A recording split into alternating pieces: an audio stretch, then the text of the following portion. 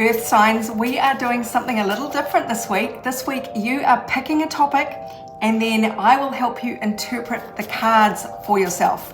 So get ready, pick any topic you like. Could be love, money, work, spirituality, something that is sort of concerning you at the moment, and fix it in your mind. Pause this until you're ready.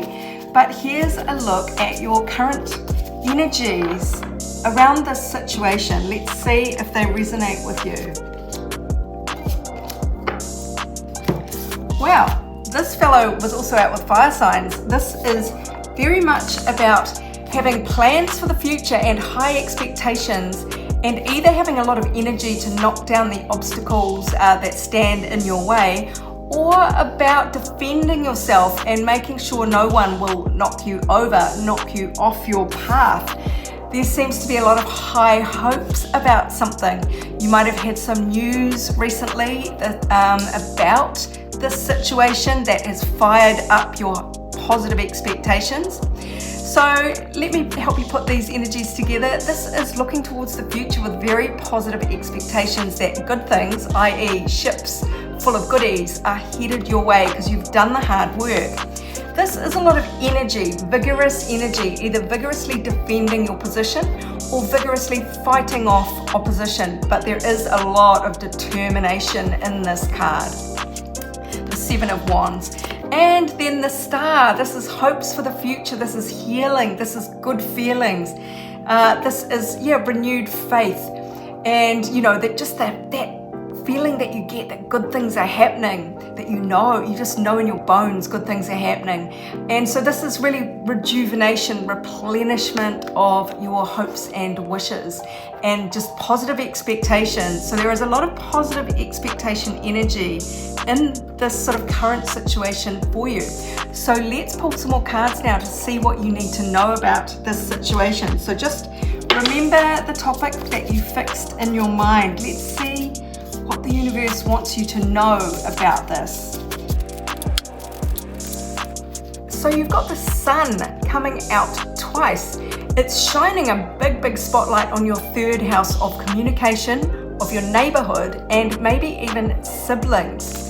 It's also shining a big light on your ninth house of international travel, of philosophy, of broadcast media. These are actually a pair in opposite to each other. The Gemini sort of chatterbox energy, which is local travel and chat about very superficial, like so much trivia and so much like curiosity and learning new things at a very beginning level. And not to denigrate that energy at all, but it's opposed to the Sagittarian energy of broadening your horizons by overseas travel and experiencing new things, and then coming back maybe on a bit of a crusade with more fully formed philosophies about a certain topic. And you can be quite dogmatic about that one topic. It's kind of like deep knowledge of your specialty subject, whereas Geminis love to know a lot about a lot, and maybe a little about a lot, but and they're quite easygoing. The Gemini energy is kind of like, they'll just take on everybody's opinions with curiosity and interest and go, oh yeah, that's cool. Whereas Sagittarius is like, no, I've traveled, I've found out the truth, and this is it, and you'd better listen to me. There's quite different energies there, but somehow it's both about travel and about knowledge and about learning. So let's have a look at these keywords there. You've got versatility and you've got enthusiasm. You could feel the enthusiasm coming out through me during this. So does that speak to you? Is this what you most need to know about your situation? There is a lot of a spotlight on this area of communication, big and small. And it could be travel, local and international. Now it does say adjustments are required. So there might be some kind of adjustments needed to your plans and your long-range goals. Your goals are your sort of overall kind of strategy there, or your objectives, and also your day-to-day kind of plans that you make on the communication that you have around this. So So let's see what your energy is for you to lean away from and lean towards in this.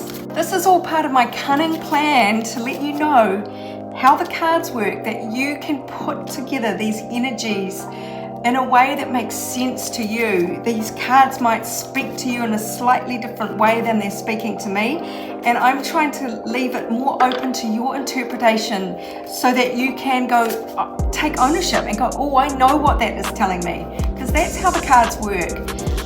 So just FYI, you can buy your own deck of cards and get to know what it's telling you. So you've got the King of Pentacles energy as energy to lean away from. Now this is interesting because this is the Earth sign king and you are an Earth sign. So this is you in all your majesty, kind of ruling the roost. It might be saying, hey, maybe don't feel like you need to be the big boss in this situation that has everything under control or is really making all the plans or is ordering people around. That is one kind of possibility. So maybe there is another Taurus, Virgo or Capricorn in the mix of this scenario that you fixed in your mind to start with. But this is energy to lean away from. So let's look at, this is leadership, practical leadership. It is about prosperity, business, being a provider. It's about the essence of being protective patriarch, abundance, reliability, and sensuality.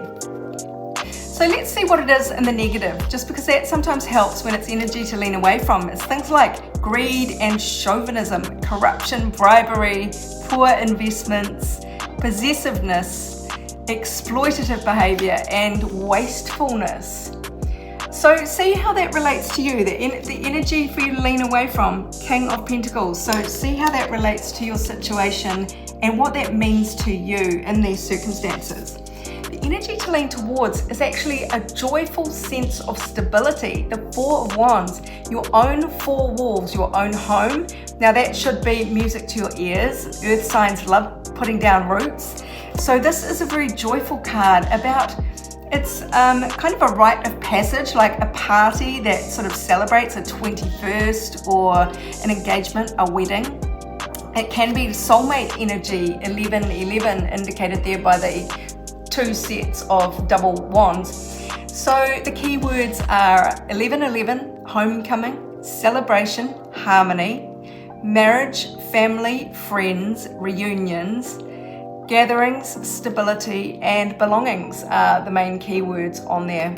So they are the energies for you to lean towards, while leaning away from King of Pentacles energy. So this is far more group orientated or partnership orientated. This is a solitary kind of above everyone else, patriarchal kind of boss figure, CEO vibes I call it. Whereas this is more home and family, but joyful, quite lightheartedness. It's the sharing of passions rather than money and stuck in the mudness. There's a lot more airiness there. That's the energy for you to lean towards. Sort of a joyful stability rather than morose, stuck in the mud kind of stability. So hopefully that will make a bit of sense for you for that topic that you fixed in your mind. That is what the universe wants you to know this week about that topic. Of course, if you'd like your own personal reading, go to my website, abundancelovejoy.com. Meanwhile, this is Sarah wishing you much abundance, love, and joy.